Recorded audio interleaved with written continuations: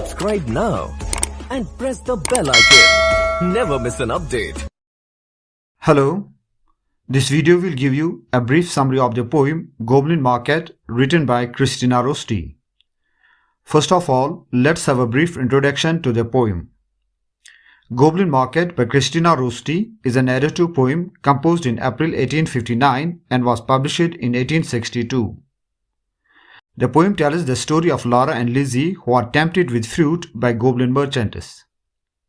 Rossetti's poem challenged traditional ideas about women's desires and roles. She may have written the poem to question social norms, especially how women were expected to behave. Women in the Victorian era were expected to be virtuous and proper, and Rossetti's poem might have aimed to challenge these expectations. The poem has two sections with different stories. In the first section, Goblin sells tempting fruit that Laura eats, making her sick.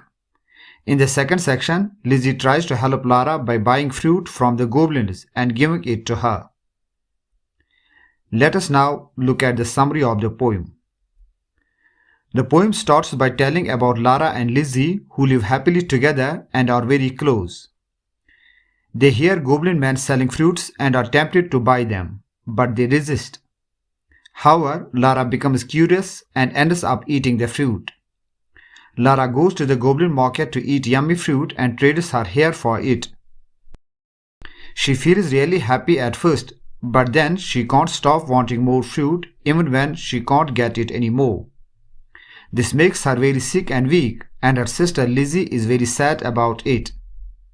Lizzie goes to the goblin men to help her sister and tries to buy fruit with her hair.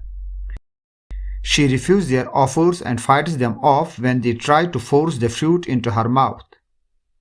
Lizzie tells Laura about what happened when she went to the goblin market. Laura tries to taste the fruit's flavor from Lizzie's face, but it doesn't help her cravings. Laura gets even sicker because she wants the fruit so much. Lizzie decides to go back to the goblin market alone to find a cure for her sister. The goblin men try to force Lizzie to eat the fruit, but she fights them off. She takes some juice from the fruit and rushes back to Laura, telling her that drinking it will make her better. Laura doesn't want at first, but she eventually drinks it. Suddenly, she gets better, and the juice represents a chance for redemption, resisting temptation, and overcoming its bad effects. Laura and Lizzie promise to never talk about the goblin market again, showing they want to forget about its temptations. Their experiences change them, making them good, religious women. The poem finishes with Laura and Lizzie advising other girls about the dangers of giving in to temptation. The poem teaches others to control themselves and resist temptation. Goblin market uses lots of metaphors and symbols. The fruit symbolizes wanting things that feel good but aren't good for you, and Laura eating it shows giving in to temptation. Lizzie represents being good and caring because she sacrifices herself to help her sister.